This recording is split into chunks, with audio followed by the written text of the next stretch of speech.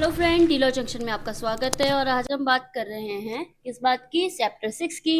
Chapter 6 के हम cover करते करते आ चुके हैं पार्ट 3 पर। पार्ट 3 किसकी बात करता है? उद्घोषणा और कुर्की की। तो चलिए बात करते हैं सबसे पहले वाले पॉइंट की।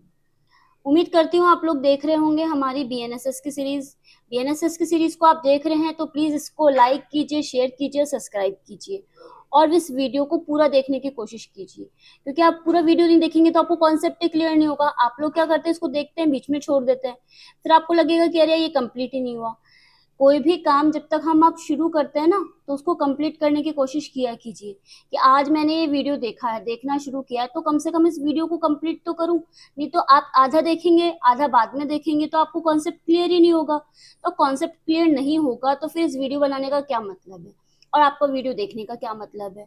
तो क्या कीजिए, इसको पूरा कंप्लीट देखने की कोशिश कीजिए। इतने बड़े बड़े वीडियो नहीं है कि आपको लगे अरे यार बोरियत हो गई, इसको क्या ही देखना है, ऐसे करके। ऐसे नहीं है, यूजफुल रहेगा। जुडिशरी की आने वाली है वैकेंसी, एमपी की आएगी, आरजेएस आने वाली है, ठीक है, बिहार आने वाली है, यूपी एपीओ वगैरह आने वाला है। तो आप लोगों को क्या करना है, अगर नए एक्ट आते हैं तो यही काम आएंगे, तो वीडियो देखना शुरू कीजिए और कंप्लीट देखिए। बीएनएस की सीरीज हमारी कंप्लीट हो चुकी है यूट्यूब पर। जिन लोगों ने बीएनएस की सीरीज को नहीं देखा है वो जाके बीएनएस की सीरीज को देख के आएंगे। बीएनएस की सीरीज को देख के फिर बीएनएस शुरू कर लीजिए। और कई लोग चाहते हैं कि भाई, कुछ लोग चाहते हैं कि भाई हम साथ साथ कंप्लीट करना चाहते हैं, तो इधर आप बीएनएस शुरू कर लीजिए और साथ में बीएनएसएस कर लीजिए। चैप्टर 6 हमारा चल रहा है, तो पार्ट 5 तक जो है, चैप्टर 5 तक हमने कंप्लीट कर लिए हैं। ठीक है, अब हम आज बात करेंगे पार्ट 3 के बारे में। किसका पार्ट 3 है ये चैप्टर 6 का पार्ट 3 है। हमने पार्ट्स में क्यों डिवाइड किया है? पार्ट्स में बुक में भी डिवाइड कर रखा है और हमने अलग से वीडियो इसलिए दिखाए हैं कि कोई भी आप कॉन्सेप्ट पढ़ने आए हैं, वाले समन करने का, समन का जो प्रोविजन पढ़ने आया तो आप समन पढ़े कि भाई वो जो कॉन्सेप्ट है वो पूरा दिमाग में जाना चाहिए। वारंट पढ़ा है तो वारंट। अब आज हम प्रोक्लेमेशन की बात करेंगे, अटैचमेंट की बात करेंगे, तो ऐसे नहीं है कि हम इसको बस गो थ्रू करके चल जाएंगे। अच्छे से कॉन्सेप्ट क्लियर होना चाहिए तभी तो काम आएगा। नहीं तो ऐसे तो क्या है, बहुत सारे वीडियो रखे हैं यूट्यूब के ऊपर। पर चलिए कोई बात नहीं। अब आज हम बात करेंगे प्रोक्लेमेशन की और अटैचमेंट की। कहां से कहां तक सेक्शन कवर कर रहा है? 84 से लेके 89 तक। अब आप बोलेंगे क्या होती है उद्घोषणा और क्या होती है? कोई व्यक्ति हो गया जैसे निकल भागा है ना, जिसके खिलाफ वारंट जारी हो चुका है। और क्या होता है, जिसके खिलाफ क्या होता है ना कि भाई जमानत, कोई अजमानती अपराध उसने किया है, नॉन बेलेबल ऑफेंस किया है, वो व्यक्ति क्या हो गया, भाग गया मतलब निकल भागा है, मिल नहीं रहा, खूब कोशिश करी फिर भी वो नहीं मिल रहा। तो क्या किया जाता है, उसके खिलाफ उद्घोषणा जारी हो जाती है। उद्घोषणा जारी हो जाती है और वो फिर भी नहीं मिलता, नहीं आता है, न्यायालय में पेश नहीं होता है, तो फिर उसकी अटैचमेंट की जाती है। किस चीज की? संपत्ति का अटैचमेंट किया जाता है। क्या वो संपत्ति कोई जिसमें हित रखता है वो व्यक्ति वापस भी पा सकता है? हाँ, हित रखने वाला व्यक्ति उसको वापस भी पा सकता है। उसके भी कुछ ग्राउंड्स दे रखे हैं। तो ये सब हम पढ़ेंगे इस वाले पार्ट में, जो कि है 84 से लेके 89 तक। जैसा कि आप देखते हैं कि जब हम लोग पढ़ना शुरू करते हैं तो हम इसको एक चार्ट में डिवाइड कर लेते हैं। चार्ट में डिवाइड करने के हमारे ये फायदे हो जाते हैं कि हमको पता चल जाता है कि भाई इसके अंदर हम क्या क्या पढ़ेंगे। तो जैसे कि 84 की बात हो रही है, तो 84 क्या बात कर रहा है? फरार व्यक्ति के लिए उद्घोषणा, प्रोक्लेमेशन ऑफ पर्सन एब्सकॉन्डिंग। ठीक है, एब्सकॉन्ड हो गया व्यक्ति तो उसके लिए उद्घोषणा जारी की जाएगी। फिर बता रहा है कि फरार हो गया व्यक्ति, जो एब्सकॉन्ड हो चुका है, उसकी संपत्ति की जाएगी कुर्की। कुर्की का मतलब होता है attachment, attachment of property of person absconding. इसके बाद कह रहा है उद्घोषित व्यक्ति की पहचान के संबंध में और उसकी व्यक्ति की संपत्ति की पहचान के संबंध में और उसकी कुर्की के संबंध में। तो identification and attachment of property of proclaimed person. फिर बात करता है 87 कुर्की के बारे में, दावे और आपत्तियां। इसका मतलब हो गया क्लेम और ऑब्जेक्शन की बात की जा रही है। किसके संबंध में? अटैचमेंट के संबंध में। फिर बात कर रहा है कि कुर्की की हुई संपत्ति को निर्मुक्त करना, release, sale and restoration of attached property, निर्मुक्त करना, विक्रय करना और उसको वापस करना। फिर 89 जो इसका लास्ट पॉइंट है वो ये बोल रहा है कि कुर्क संपत्ति की वापसी के लिए आवेदन नामंजूर करने वाले आदेश से appeal, appeal from order rejecting appreciation for restoration of attached property. ठीक है, क्या ऐसे कैसे प्रोविजंस जो थे वो हम सीआरपीसी में भी देख के आए थे? सीआरपीसी ने हमको दे रखा था क्या ऐसा? 1973 की सीआरपीसी थी। तो ये वही तो है बीएनएसएस। बीएनएसएस उसी का एक दूसरा रूप है। तो ऐसे के ऐसे प्रोविजंस हमको दे रखे थे सीआरपीसी के अंतर्गत, चैप्टर 6 में ही दे रखे थे, चैप्टर 6 के अंतर्गत दे रखे थे। कहां से कहां तक दे रखे थे? 82 से लेके 86 तक दे रखे थे, ठीक है। लेकिन आज हम बात कर रहे हैं बीएनएसएस की, तो बीएनएसएस में कहां से कहां तक दे रखे हैं? 84 से 89 तक दे रखे हैं। तो चलिए देखते हैं इसके पहले वाले पॉइंट को। 84 क्या बात कर रहा है? वही सेक्शन है जो सीआरपीसी का है 82।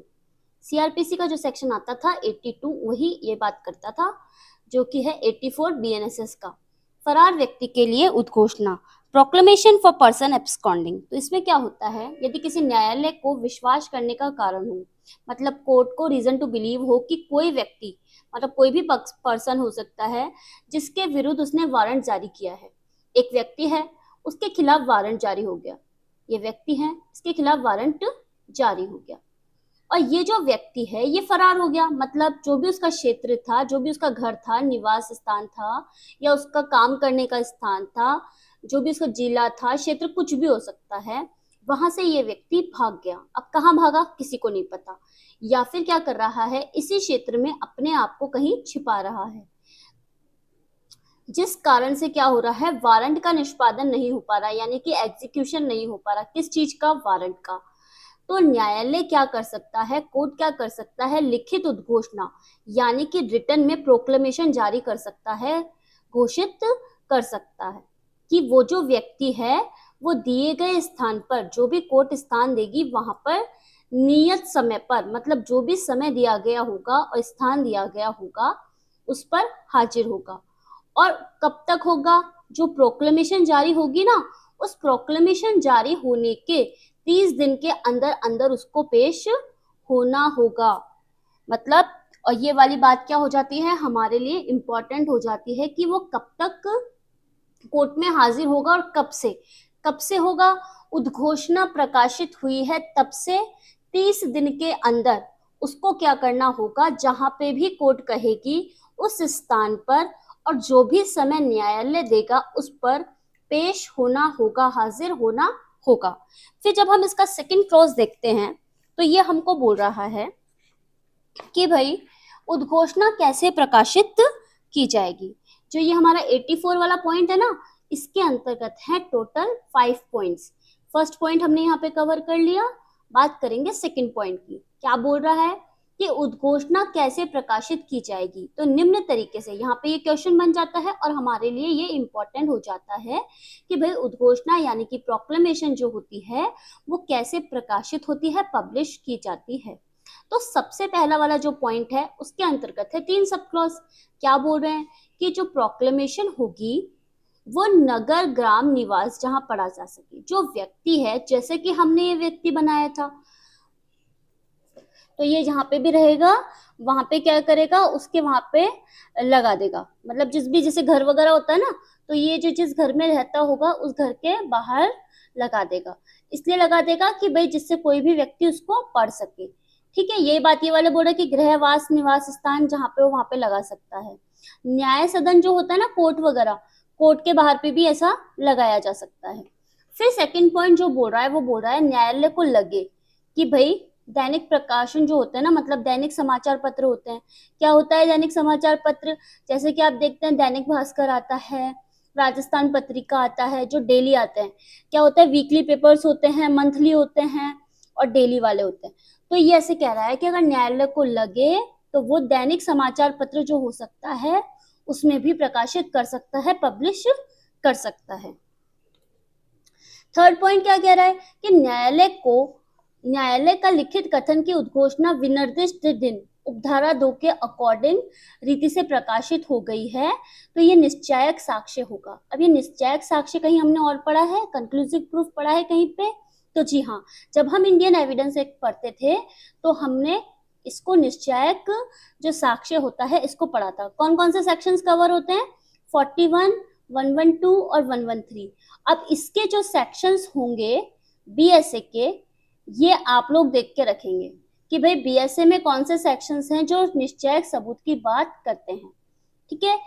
अगर आप लोग मेहनत करेंगे नहीं, ऐसे तो मैं रामायण गा गा के चल जाऊंगी यहाँ से, पर उससे चलेगा नहीं। तो इसलिए आपको भी थोड़ी मेहनत करनी है और इसके जो सेक्शन है वो ढूंढ के मुझे कमेंट बॉक्स में लिखने हैं कि मैम हमने ये वाला काम किया था और इसके ये सेक्शंस हैं।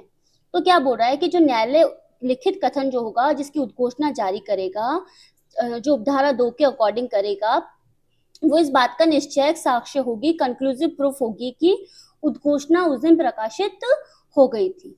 ठीक है। अब जो इसका फोर्थ पॉइंट है वो क्या बोल रहा है कि जो उपधारा 1 थी यानी 84 का क्लोज 1 था, उसमें जो प्रकाशित की गई है वो जो उद्घोषणा है यानी कि प्रोक्लेमेशन है, वो ऐसे अपराधी के संबंध में होगी जिसने 10 वर्ष मृत्युदंड या आजीवन कारावास से संबंधित अपराध किया है और हाजिर होने पर, मतलब कोर्ट ने जब उसको बुलाया तब वो आने में असफल रहा है, मतलब फेल हो गया है, नहीं आया है। तो क्या करेगा न्यायालय?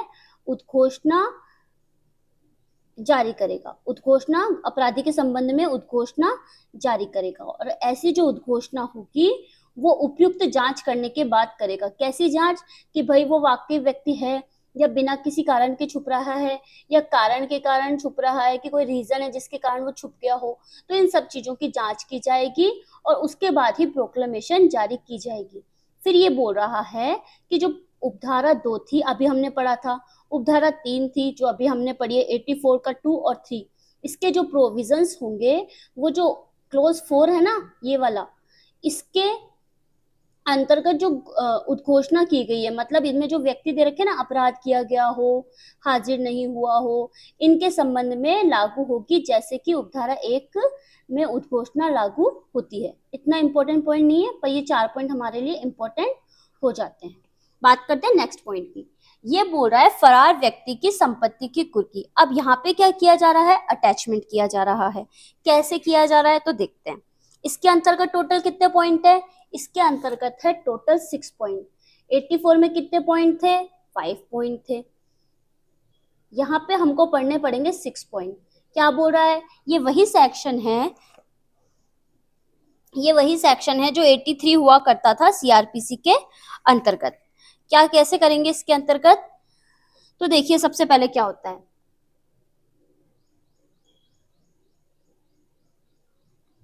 सीआरपीसी का 83 आता है और बीएनएसएस का आता है 85।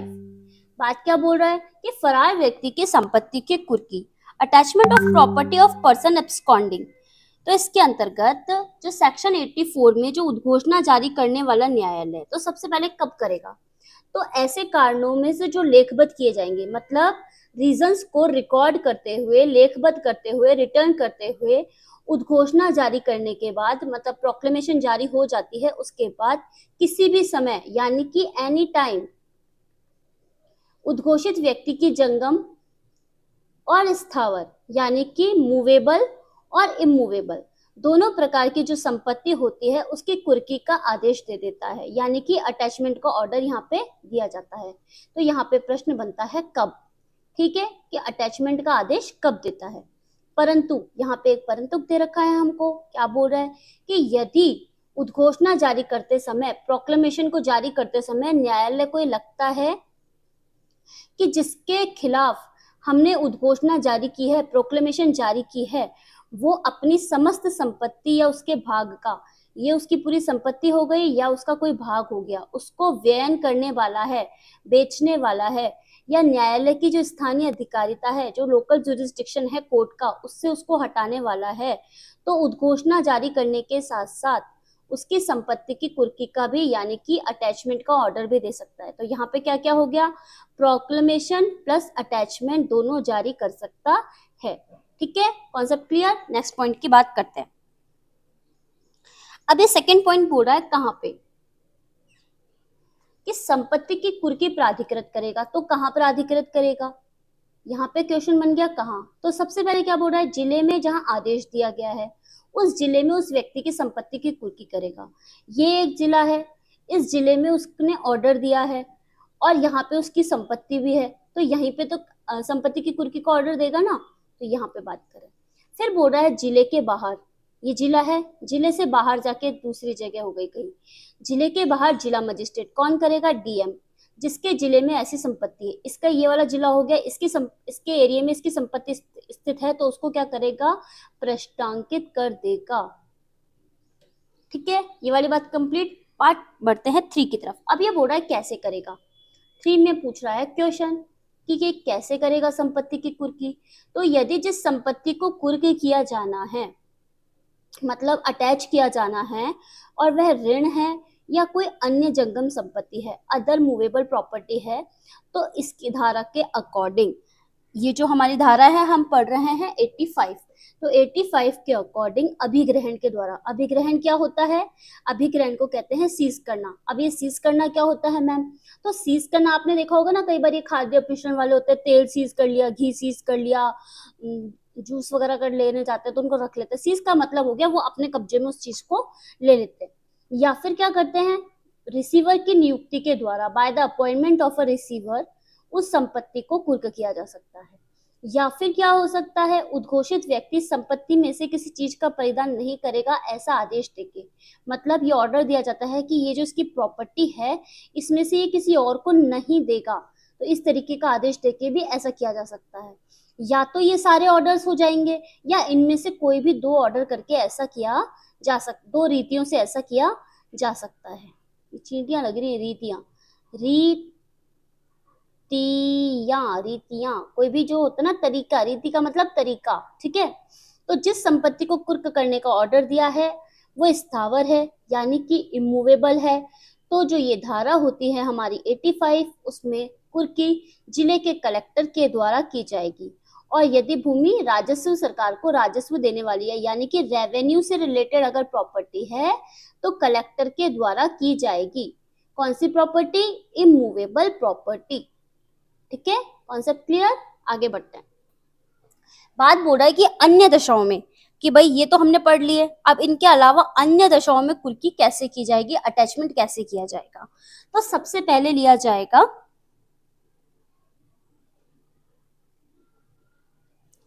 कब्जा लेकर, यानी कि पोजेशन से, फिर रिसीवर नियुक्त करके, अपॉइंट रिसीवर। फिर इसके बाद होता है उद्घोषित व्यक्ति को किसी संपत्ति का परिधान करने का प्रतिषेध, मतलब परिधान करने के लिए लिखित में ऑर्डर दिया जाएगा, इनके द्वारा या इन सब रीतियों के द्वारा किया जा सकता है। ठीक है। और फिर इसके बाद बोल रहा है कि यदि कुर्की की जाने वाली संपत्ति जीव धन है, यानी कि कोई पशु वगैरह है, या ऐसी तरीके का है विनश्वर प्रकृति का, इसका मतलब ऐसी चीज है जो थोड़ी देर में समाप्त हो जाएगी। तो कोई जो वस्तु होगी अगर समाप्ति हो रही होगी तो क्या करेगा, कोर्ट ऑर्डर जारी करेगा कि उसको क्या कर दिया जाए, बेच दिया जाए, यानी कि विक्रय का आदेश देगा। और जो ऐसे विक्रय वगैरह होंगे वो किसके अधीन होंगे, कोर्ट के अधीन होंगे। ठीक है, न्यायालय के अधीन होंगे। और जो रिसीवर की जो पावर्स वगैरह होती है वो किसके अकॉर्डिंग होती है, सीपीसी, यानी कि हमारी सिविल प्रक्रिया संहिता, दीवानी प्रक्रिया संहिता के अकॉर्डिंग होती है रिसीवर की शक्तियां और कर्तव्य। ठीक है, ये पूरा कॉन्सेप्ट क्लियर हो गया। अब हम बात करेंगे नेक्स्ट पॉइंट की। क्या बोल रहा है 86 बोल रहा है उद्घोषित व्यक्ति की संपत्ति की पहचान और कुर्की कैसे की जाएगी, आप देखिए। तो न्यायालय, पुलिस अधीक्षक यानी कि एसपी, या पुलिस आयुक्त यानी कि पुलिस जो कमिश्नर होता है, और इससे ऊपर का जो पुलिस ऑफिसर होता है, उसके लिखित अनुरोध पर, यानी कि रिटर्न में अगर वो रिक्वेस्ट करता है कि उद्घोषित व्यक्ति की संपत्ति की पहचान यानी आइडेंटिफिकेशन और अटैचमेंट और जब्ती के लिए किसी न्यायालय या संबंधित राज्य के किसी इस तरीके की रिक्वेस्ट करेगा, तो वहां पे क्या हो जाएगा, प्रोसेस शुरू हो जाएगा, प्रक्रिया शुरू हो जाएगी। बात करें नेक्स्ट पॉइंट की, जो कि है 87 क्या बोल रहा है, कुर्की के बारे में दावे और आपत्तियां, यानी कि क्लेम और ऑब्जेक्शंस वगैरह कैसे होंगे। तो ये वही सेक्शन है, कौन सा वाला, जो सीआरपीसी में कौन सा होता था, 84 सीआरपीसी और 87 बीएनएसएस। सीआरपीसी को भूल नहीं सकते, अभी साथ ही चल रही है हमारे, कई एग्जाम्स में आ रही है अभी सीआरपीसी। सीआरपीसी कौन सा सेक्शन है, 84, और बीएनएसएस का 87। क्या बात कर रहा है, ऑब्जेक्शन एंड क्लेम्स की, किसके संबंध में, अटैचमेंट के संबंध में। तो ये बोल रहा है कि वो जो सेक्शन 85 के अधीन जो कुर्की वगैरह की गई थी, उस तारीख से 6 मास के भीतर, जो कोई व्यक्ति उद्घोषित व्यक्ति नहीं है। मतलब इसके संबंध में कोई व्यक्ति क्लेम वगैरह कैसे करेगा, उस संपत्ति को कैसे प्राप्त करेगा, तो ये बता रहा है कि जो सेक्शन, इसमें कितने पॉइंट है, इसके अंतर्गत 4 पॉइंट। तो आपको याद रहेगा कि भाई 4 पॉइंट के अंतर्गत ये वाली बात हमको समाप्त करनी है। ये आपके मेंस में भी हेल्प करेगी। कैसे कि भाई हाँ यार मैंने 85 पढ़ा था या 87 पढ़ा था, उसके अंतर्गत 4 पॉइंट थे। तो जब तक चारों पॉइंट याद नहीं आ जाएंगे तब तक आप आगे का प्रोसेस नहीं कर सकते, आगे क्वेश्चन पे कैसे बढ़ोगे आप। ठीक है, तो चलो छोड़ो इसको। तो अब बात करते हैं हमारे 87 के बारे में। 87 क्या बोल रहा है? 87 बोल रहा है कि जो सेक्शन 85 में कुर्क की गई संपत्ति है, अटैच की गई प्रॉपर्टी है, उसके बारे में उस कुर्की की तारीख से, जिस तारीख को अटैचमेंट हुआ है उस डेट से 6 मास के भीतर कोई व्यक्ति जो उद्घोषित व्यक्ति नहीं है, यानी कि प्रोक्लेम्ड ऑफेंडर नहीं है, वो प्रोक्लेम्ड ऑफेंडर नहीं है, इस आधार पर दावा करता है कि उसका कुर्क की गई संपत्ति में हित है। मतलब ये जो प्रॉपर्टी है जिसको कि आपने कुर्क किया है, अटैच किया है, इस प्रॉपर्टी में हित है, यानी कि इसका प्रॉफिट वगैरह है, लाभ वगैरह है। तो इस तरीके के हित को कुर्क नहीं किया जा सकता, यानी कि इसको अटैच नहीं किया जा सकता। तो उस दावे और आपत्ति की जांच करके, मतलब जो भी उसने ऑब्जेक्शन वगैरह किया है, क्लेम वगैरह किया है, उसकी जांच की जाएगी कि वो सही है या नहीं। तो उससे जांच पड़ताल करके उसको मंजूर यानी कि एक्सेप्ट, और ना मंजूर मतलब कि उसको डिनाई किया जा सकता है। परंतु यहाँ पे आ गया एक प्रोविजो। प्रोविजो हमारे लिए हमेशा इंपॉर्टेंट होते हैं, क्योंकि प्रोविजो ही एक वो जगह होती है जहां से जो एग्जामिनर होता है वो क्वेश्चन जरूर पूछता है। अब ये बोल रहा है कि ये तो क्या क्या कर दिया, मंजूर या नामंजूर कर दिया, तो क्या इसके अलावा भी, जो संपत्ति में हित रखता है उसके अलावा भी कोई व्यक्ति वाद दायर कर सकता है, दावे कर सकता है, आपत्ति कर सकता है? तो इसका आंसर हो सकता है यस। क्यों? क्योंकि कहता है कि जो आपत्ति करता होता है, जो ऑब्जेक्शन क्लेम कर रहा है, उसकी मृत्यु होने पर, डेथ हो जाने पर, इस तरीके का जो दावा होता है, ऑब्जेक्शन जो होता है, क्लेम जो होता है, उसका विधिक प्रतिनिधि यानी कि जो लीगल रिप्रेजेंटेटिव होता है वो उसको चालू रख सकता है। और जो दावा और आपत्ति होती है वहां पे, वो कहाँ पे की जाएंगी? चीफ जुडिशियल जो मजिस्ट्रेट होता है उसके कोर्ट में की जाएगी। फिर बोल रहा है कि प्रत्येक दावा या आपत्ति की जांच उस न्यायालय में की जाएगी जहां पर आपत्ति की गई है, दावा किया गया है, ऑब्जेक्शन किया गया है, क्लेम किया गया है। और जो सीजेएम होते हैं हमारे चीफ जुडिशियल मजिस्ट्रेट, वो मामले को निपटाने के लिए अपने अधीनस्थ को भी दे सकते हैं, मतलब जो उसका जूनियर कोर्ट होता है उसको भी दे सकता है इस तरीके का मामला सॉल्व करने के लिए। ठीक है, बात करते हैं नेक्स्ट पॉइंट की। बोल रहा है कि जो 4th पॉइंट, कि भाई दावे आपत्ति को, जो ऑब्जेक्शन और क्लेम होता है उसको पूर्णतः यानी कि पूरा, कंप्लीटली, भागते यानी कि पार्टली, पार्टली मतलब डिवाइड करके, भाग करके, ठीक है, नामंजूर किया जा सकता है, डिनाई किया जा सकता है। तो ऐसे आदेश की तारीख से, मतलब ये जो डिनाई करने का ऑर्डर दिया गया है उस तारीख से 10 वर्ष की अवधि के भीतर, मतलब 10 साल के अंदर, विवादग्रस्त संपत्ति के संबंध में, जो ऑब्जेक्शनेबल प्रॉपर्टी है उसके संबंध में अधिकार को सही साबित करने के लिए वाद संस्थित कर सकता है। ठीक है, तो ये वाला पॉइंट हमारे लिए इंपॉर्टेंट हो जाता है, क्योंकि जो डेट्स आती हैं, टाइम आता है, इसको हमको जरूर याद करना होता है।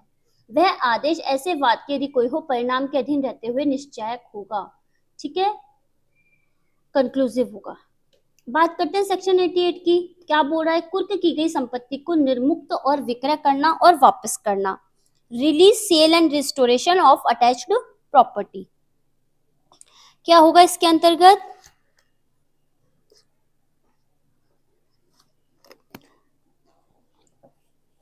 यदि उद्घोषित व्यक्ति, जो प्रोक्लेम्ड व्यक्ति है, पर्सन है, उद्घोषणा में दिए गए समय के अंदर हाजिर हो जाता है तो ठीक है, तो न्यायालय संपत्ति की कुर्की से निर्मुक्त करने का आदेश दे देगा। मतलब कह देगा कि भाई वो व्यक्ति हाजिर हो गया तो उसकी संपत्ति को रिलीव कर दो, रिलीज कर दो।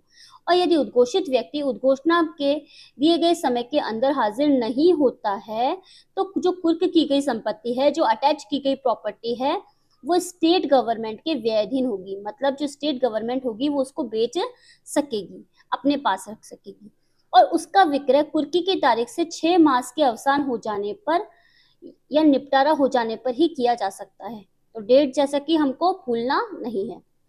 लेकिन जो शीघ्र क्षयशील यानी कि जो जल्दी खत्म होने वाली संपत्ति है, जल्दी संपत्ति कैसे, जैसे दूध वगैरह हो गया, या जैसे कि टमाटर वगैरह होता है ना, जैसे कि सब्जियां वब्जियां होती है, सड़ जाती हैं, खराब हो जाती है ना, या कोई चीज मेल्ट हो जाएगी या खराब हो जाएगी, ऐसी अगर कोई संपत्ति है तो न्यायालय के विचार में विक्रय करना स्वामी के फायदे के लिए सही होगा तो वो उसका विक्रय कर दिया जाएगा। ठीक है, यानी कि मान लीजिए कोई गाय है, तो उसकी गाय है, वो बहुत दिन तक नहीं आया, उसको लगा कि भाई हम गाय का क्या करेंगे, उस गाय को उन्होंने बेच दिया। ठीक है, तो गाय को जो बेचे हुए पैसे आएंगे वो उसके लिए क्या करेगा, उसको दे देगा। ठीक है, अब इसके बाद बात करते हैं 89 से पहले इसके नंबर 2 पॉइंट की। क्या बोल रहा है कि यदि कुर्की की तारीख से जो अटैचमेंट किया गया है उस डेट से 2 वर्ष के अंदर कोई व्यक्ति, कोई भी पर्सन 2 वर्ष के अंदर जिसकी प्रॉपर्टी जो होगी क्लॉज 2 में राज्य सरकार के व्ययधीन है या रही है, मतलब जिसको कि स्टेट गवर्नमेंट बेच सकती है या नहीं बेच सकती, व्ययधीन है या रही है, मतलब या तो बेच सकता है या बेचा है, तो उस न्यायालय के सामने, उस कोर्ट के सामने जिसके समक्ष कुर्क की गई है, या ऐसा न्यायालय जो अधीनस्थ है, यानी कि सीजेएम कोर्ट या फिर इसका अधीनस्थ कोर्ट, इसमें अगर स्वेच्छा से हाजिर हो जाता है, अपनी मर्जी से आता है, या फिर उसको पकड़ के ले आया जाता है और न्यायालय को ये साबित कर देता है, मतलब न्यायालय में प्रूफ दे देता है कि वो वारंट के निष्पादन से, यानी कि उसके खिलाफ वारंट का एग्जीक्यूशन किया जाएगा, उससे बचने के लिए फरार नहीं हुआ, उससे बचने के लिए नहीं छिपा, उससे उद्घोषणा का पता ही नहीं चला, मतलब उसके खिलाफ ऐसी उद्घोषणा जारी हो रखी है, उसको पता ही नहीं चला, जिससे कि वो दिए गए समय में हाजिर नहीं हो पाया, मतलब जो कोर्ट ने टाइम वाइम दिया वो उस समय हाजिर नहीं हो पाया, और यदि ऐसी संपत्ति का विक्रय हो गया हो तो उसका कुछ भाग विक्रय किया गया हो तो जो भी उसके प्रॉफिट वगैरह होंगे, उसके जो खर्चे वगैरह होंगे, उसका उसको परिदान किया जाएगा। ठीक है, अब 89 क्या बोल रहा है, जो कि है हमारा last section of this part, chapter नहीं पार्ट, क्योंकि इसके कितने पार्ट हैं टोटल, इसके टोटल पार्ट हैं 4, यानी चैप्टर 6 में टोटल 4 पार्ट हैं और ये हमारा 3rd नंबर का पार्ट है।